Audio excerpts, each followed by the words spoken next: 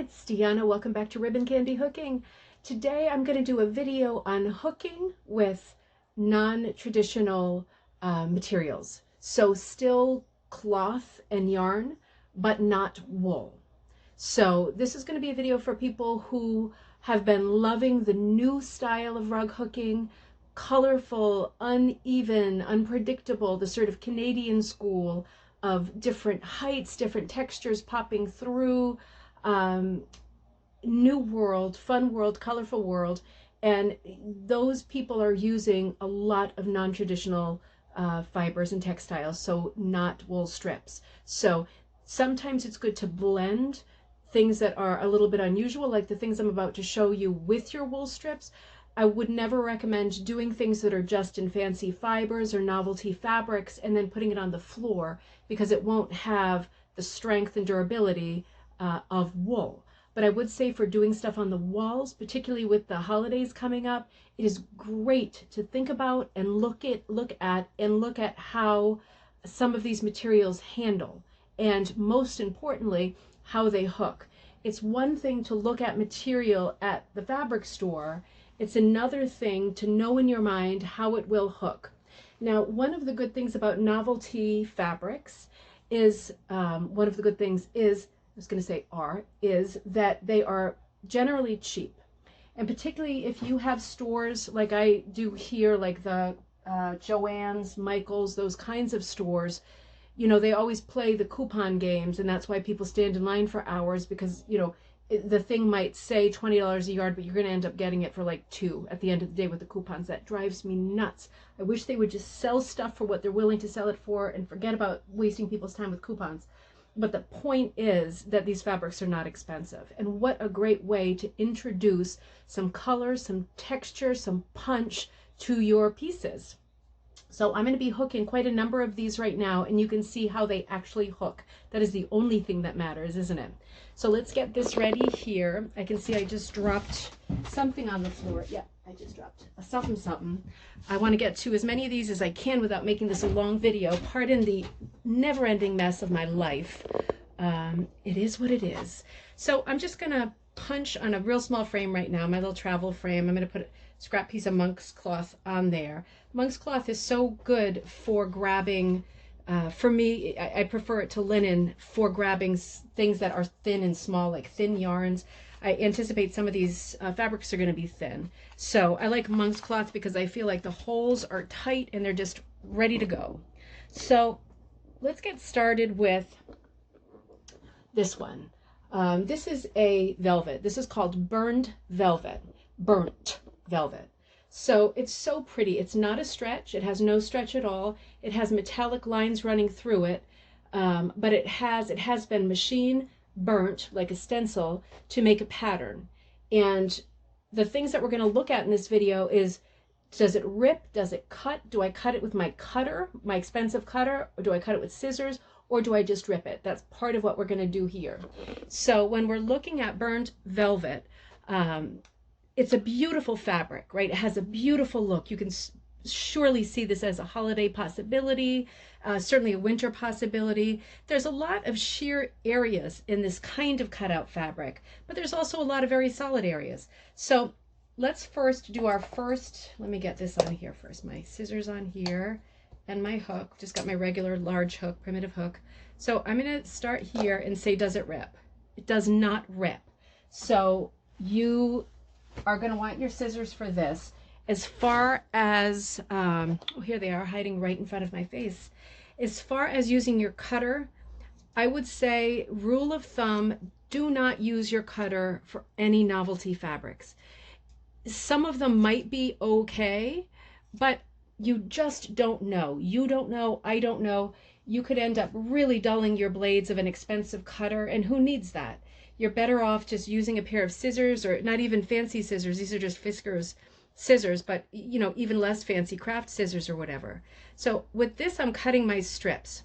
Now, hooking with novelty fabrics will, in most cases, be a little more fiddly. And if you're going to have to cut your strips, it's going to take more time too.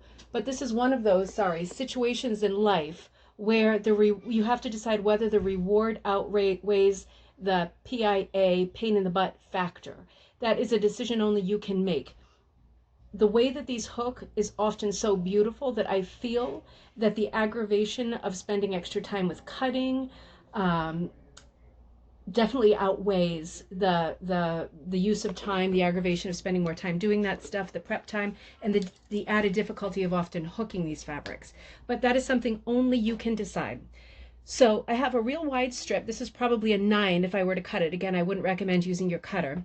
Just cut it with the scissors. Now let's put it under here and let's see how it hooks. I'm going to pull up with one of the velvet parts first, the thickly velvet. So there it is. And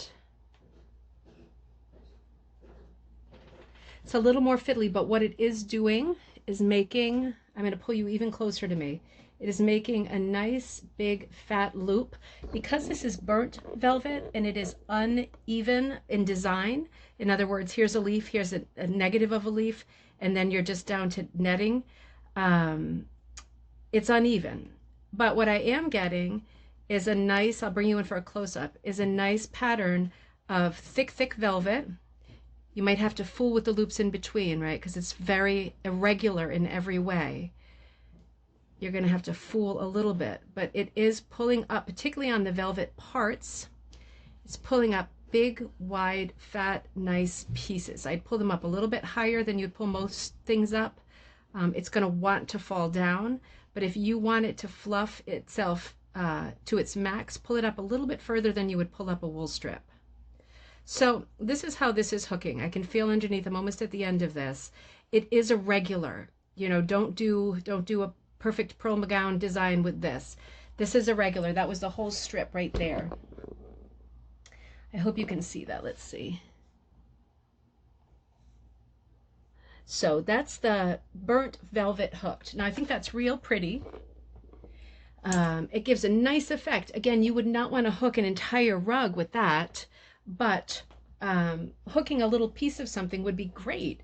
Now this is here sheer lilac. So this is like a sheer, obviously 100% synthetic. It's called Glitterbug. That's the brand, Glitterbug, and it's pearlized sheer lilac. It's got a beautiful transparent look, but it also has color. It's not just lilac, it's a little bit of green in there too, almost like a holographic look. Question number 1, does it rip?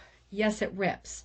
And when it rips, it turns into atoms, shreds. So let's not rip it. This is what it wants to do when it rips. So don't rip. This is another one that we're going to cut. So I'm going to cut a little piece off here. By the way, these are mostly novelty Halloween fabrics because it is the very end of August 2020, and I went into the local giant craft store, and they had all their Halloween stuff out. So this is mostly novelty fabric that you would be using for Halloween costumes and such. And I was immediately attracted to it because I actually have a degree in costume construction and design. I went to school in London for years and worked in the theater in London, and often was made to use these novelty fabrics in sewing. I'd rather hook with them than sew with them, because you can imagine if you sew how some of these behave under your presser foot. It's not fun. But they are fun to look at, and they're fun once a year at Halloween, and that's about as often as I sew garments. After being in the theater, I'm pretty done. You can stick a fork in me, I'm done. But this is another story. This is actually coming up really pretty. I'll bring you in for a close-up of this glitter bug. It's really, it has the sort of properties of tissue paper, but a little more supple. So this is a smaller strip. It's something like tissue paper. What it really is giving is something like saran wrap too. What it's really giving is color and luminescence. And if that's what you're looking for, then the Glitterbug Pearlized sheer, in this case lilac, but sheer anything is going to be a nice choice. I'll do some close-up photos of this when I'm done too. But it's quite pretty. Let me show you the loops from this side. I didn't hook that one quite as high. These, again, are not super easy to hook. It is what it is. You know, these are novelty fabrics, and if you want the bling, you have to suffer a little bit of pain for your art, and it's worth it. So this is an ombre material. This is an ombre stretch, and this is actually called Yellow Ombre Stretch. It's a foil, and it's got a high percentage of spandex, over 10%. So it's very stretchy. You could see this definitely in a costume. And this particular fabric goes from yellow to orange with, yellow to red with orange in the middle. So question number one, does it rip? No, it doesn't rip at all. It's spandex, so it does not want to rip. So this is another one. I'm going to cut a little shred off. And this particular one has a lot of, it's a stretch with a lot of gold. It's a print. It's not a woven, of course. It's a printed gold dot and like a micro dot. And it's just different, shiny and pretty. And it's gonna, I already know, hook really well because number one, it's a stretch. Now, with anything like this that's different and one-sided, right? This is a one-sided print, so the other side is white.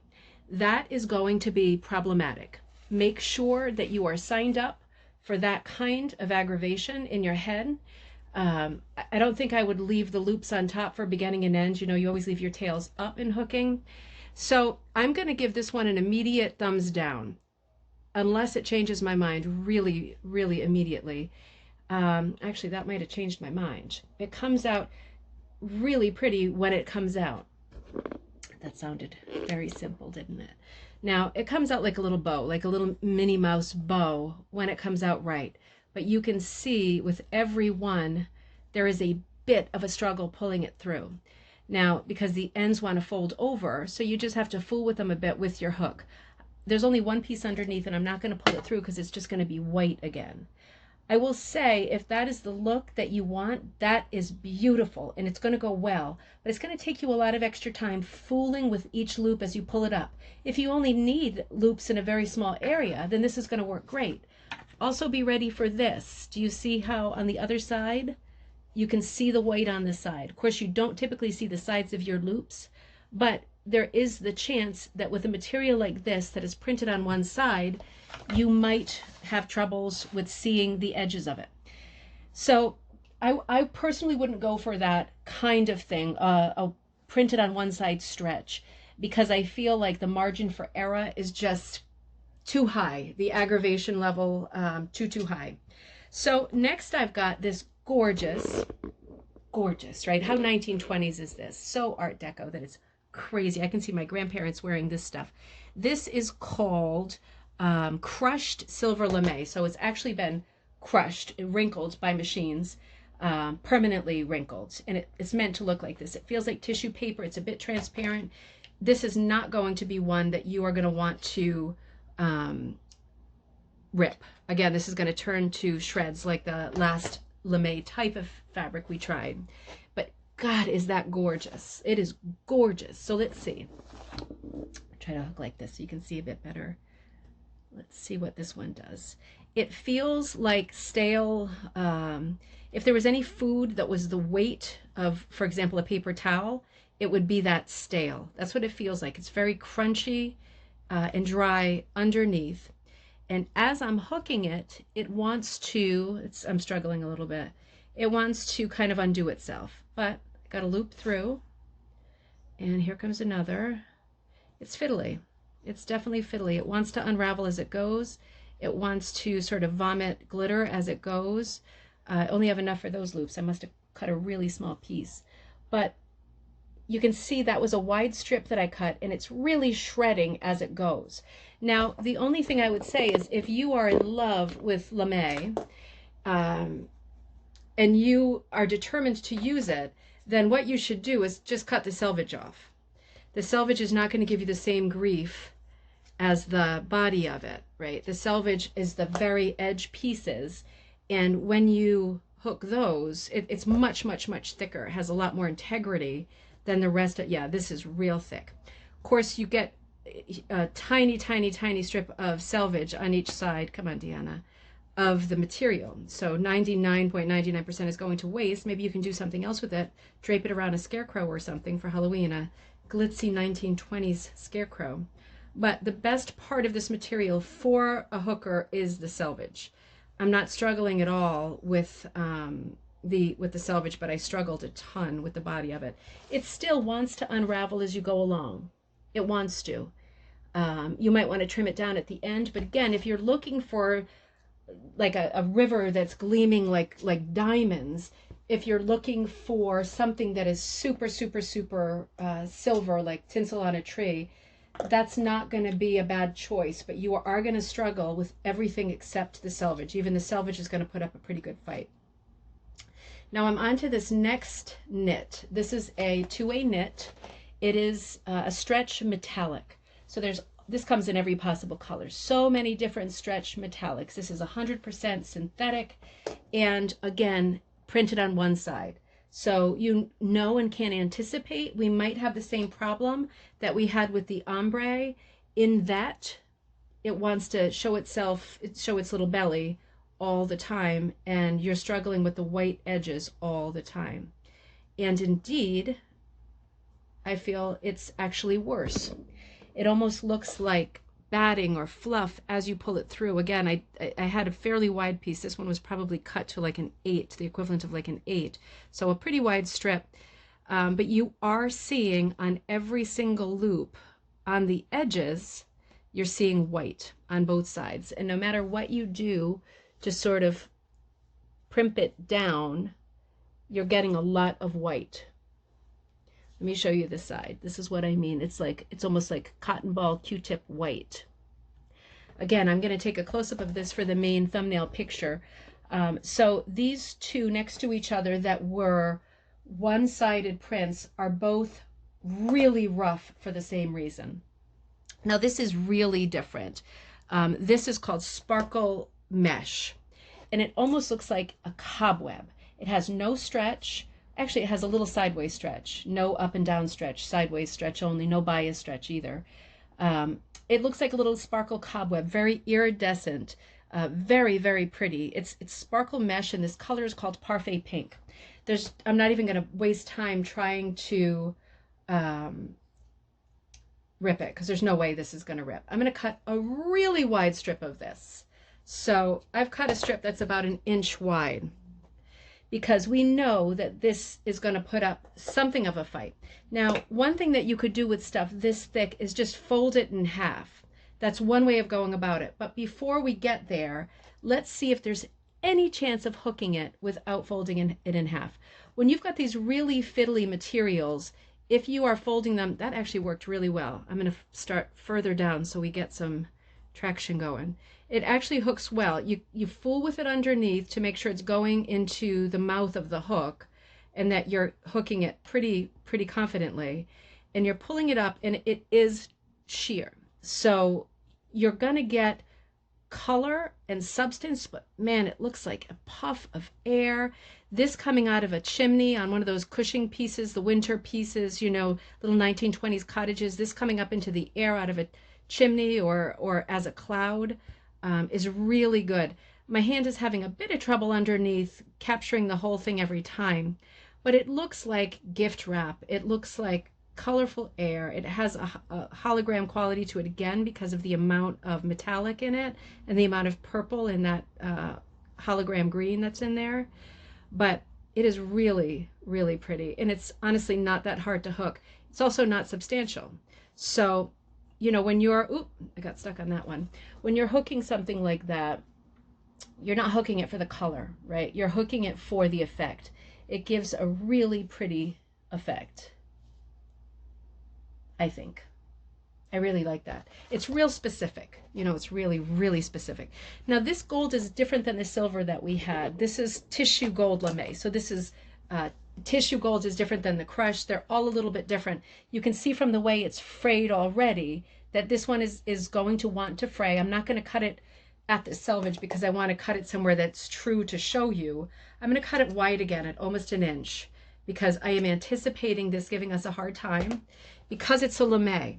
Now, again, they're all going to give you a little bit of a hard time, but at the end of the day, if you want to do something different and you want some cool effects from some of these novelty fabrics, you're going to have to suffer a little bit of aggravation and a little bit of an extra learning curve and fooling around a bit, fiddling each loop to get it right. But again, you are not going to be hooking a rug for a mansion the size of the Breakers or something in Newport, you're probably just using this in small spots for bling or for to communicate a specific thing, like something metallic or stars twinkling or smoke rising out of a chimney, something like that. This hooks really well. It hooks into nice, plump, crispy, papery loops with substance. And even though it was fraying like crazy, you can see only one strand came off of it. And it'd be real easy to trim, manicure, and control later. That gave very nice body, really nice. So that was the gold tissue Lemay. Now we've got a series of tulle, which is a kind of netting. Tulle is a very fine gauge netting. Netting generally is more open, like each little hole is open. Tulle is very, very, very fine. Does tulle rip? Let's find out. It does rip. It only rips one way. So I'm going the other way, so I'm going to trim it. But you could, in theory, rip. Tulle is extremely transparent, but a good quantity of it gives you a lot of color. And in this case, this is sparkle tulle. So this is the official name would be specialty netting. That's a category. This is sparkle tulle, and it glows in the dark. Okay, there's a whole series of tulle, particularly for Halloween, that glows in the dark. So again, with something like this, I can decide, do I want to do it one strand, or do I want to, for example, fold it over? Let's fold it over just for something different. And it's going to give us more color, because again, the thing with tulle is just like that cobweb stuff that we just did, is you're not doing it for substance, you're doing it for color and effect. And the more color you have, the better the effect will be. I just pulled up one of the loops of the gold beside of it. You know that that's not part of it. It doubled up, it comes up beautiful. It gives absolutely no trouble. It wants to come up as good as anything, as good as wool. There's no fiddly factor. So that specialty tulle, the glow in the dark, comes in greens, purples, oranges, silvers, golds. It's very, very pretty. Comes out great. That's a huge thumbs up. Now this is a different kind of tulle. This is still under the category of like the novelty netting. This is shiny metallic tulle, and it's specifically called two-tone tulle, and it's purple and turquoise, this particular color. There's all kinds of combos, but you can see that there is both purple and turquoise in it. I'm going to fold it over again because I think it's easier for you to see, but you could do it much fainter single-stranded. Again, it depends on what your intention is and what your intention for that spot is. So I'm pulling it up, and oh, the color is really good. It's so grapey, and this is thick, so this is almost an inch thick. It's hard to pull this one up, actually. I don't know why this one's so much harder than the other one. This has been treated a lot differently. There we go. Let's see. Yeah, it's okay. It's okay. It's not quite as easy as the orange one, but it's okay. It wants to come right up. It wants to show itself. It's got good body, just like the other tulle. Any kind of netting is going to have good body because it's so stiff. But yeah, I just did a few little loopies, but it's pretty. It's the same as the orange one next to it, but it's got sparkle and it's two-tone, and if you did a good amount of that, it would give a super good effect. Now I have one more tulle to show you. Sounds like tulle time, doesn't it? Different kind of tulle. This is tulle, T-U-L-L-E. This is another novelty tulle, but this is Chevron Print. So you can get tulle that's actually printed, and Chevron is the diagonal, right? That was a 70s diagonal print that was so expensive, and before, of course, 20s too, 20s, 30s. This is classic, but Chevron is like the two-colored zigzag. Let's see how Chevron does. Let's come down here. Chevron tulle. And you know, different seasons in your craft store, there's going to be different novelty fabrics. So that's kind of neat too. It's like the wheel of the year just keeps spinning and you get offered all these different things. So first obvious thing when I'm hooking Chevron novelty netting is you lose the chevron. Okay, so that goes without being said. You're obviously not getting a diagonal when you use it in this way and you're making loops out of it. But like with the other nettings, you are getting, oh shoot, you are getting great substance great stand-up stiff loops that don't give you any trouble pulling through, and a lot of color. You're getting softness, you're getting shine, and I'm getting my hook off the floor. Hold on one second. All right, now check this out. This is just so crazy. This is a sparkle mesh. The material is called Flat Cosmic. It is green and purple. It is gorgeous. It is not going to rip. It stretches both ways. It stretches every way. It is all stretch. So it's completely synthetic. It wants to curl. You can see that on the edges. It wants to curl. So what I'm going to do is I'm going to cut it at the edge. It naturally wants to curl, so I'm going to cut it thick, and I'm going to give it the opportunity when I hook it to maximize what it instinctively wants to do, which is curl up, right? It's like a little caterpillar or something. It wants to just curl right. Oh, wow. Did you see that? Holy mackerel. That was gorgeous. All right. I'll show you close up too. I pulled through a really wide, I don't have it doubled up, I just have it wide. Each loop, it's always nice to hook knits, right? They hook so beautifully. Yeah, it's easy to grab them underneath. It's fast hooking. You can really control the height that you're pulling it at. And something like this cosmic color, the purple and the green, really wants to show all of its gleam and glow. It wants to show the properties of both of the colors. It gives a huge amount of body with every loop, huge amount of body. I could see hooking a whole piece in this kind of fabric. Hoping you can see it well enough. Even the sides, it's not a one-sided print. Even the sides, I think, are quite good. No white, just more green and purple down there. Really good. That one is fantastic. That's a what is that called? Sparkle mesh, flat cosmic sparkle mesh. So a mesh is a knit, right? It's a stretch.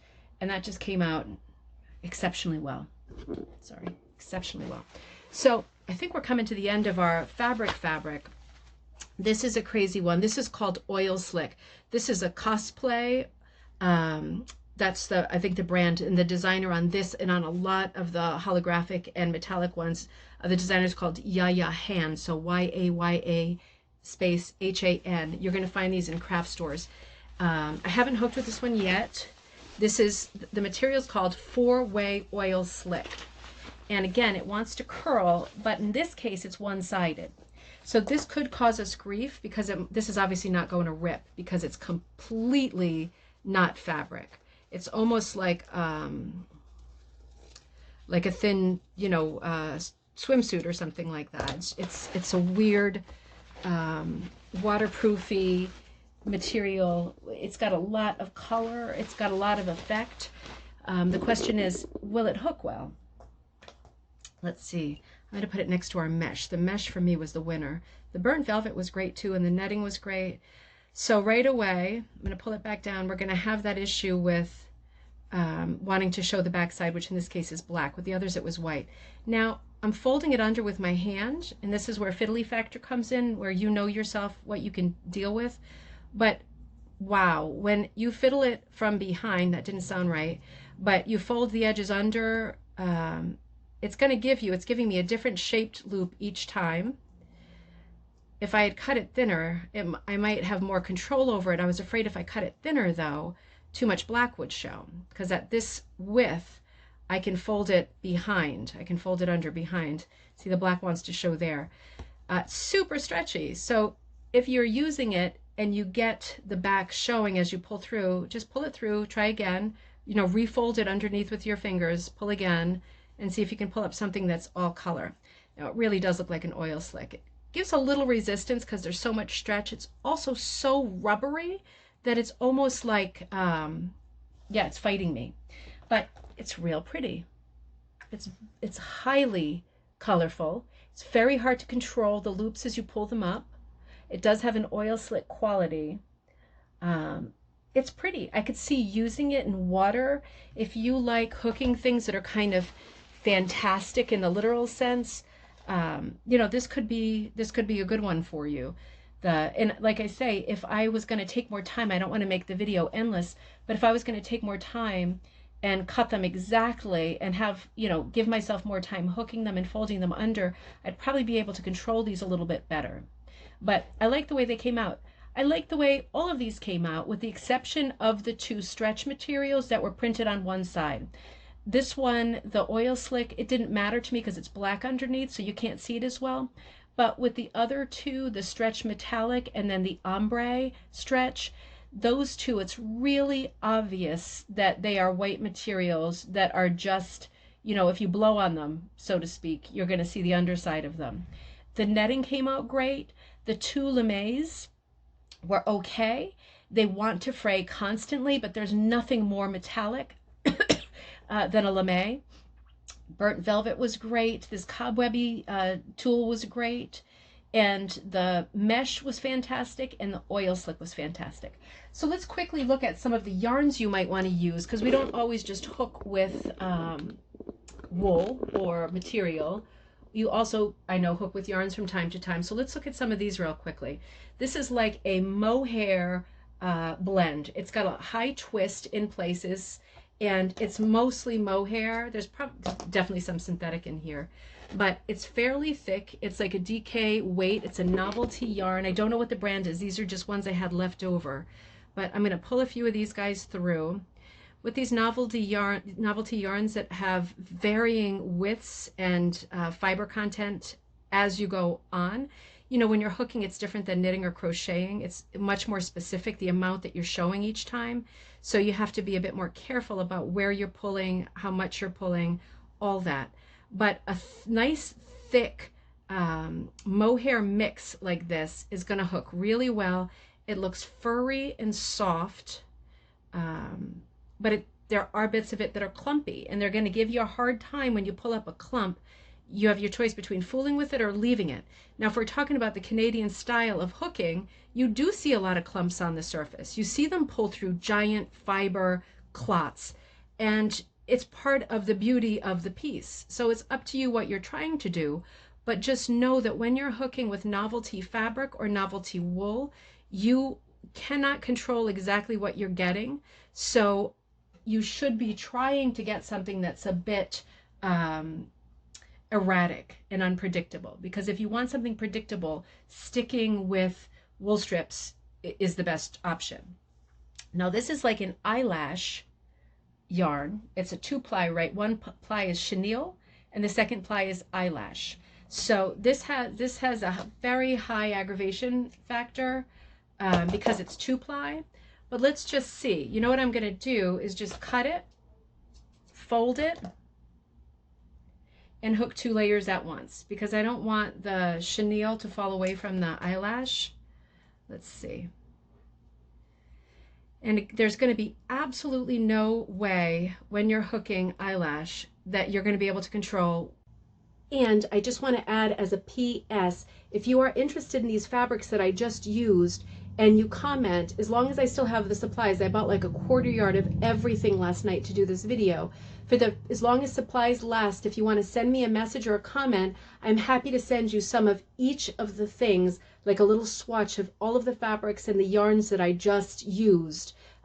You just pay for postage and I'll send you a snippet of each one so you can try them too. I'm happy to do that as long as supplies last. For the first 50 people or so who ask me, I will send that to you, no problem. I'll do that quickly too, because Halloween is really coming quick.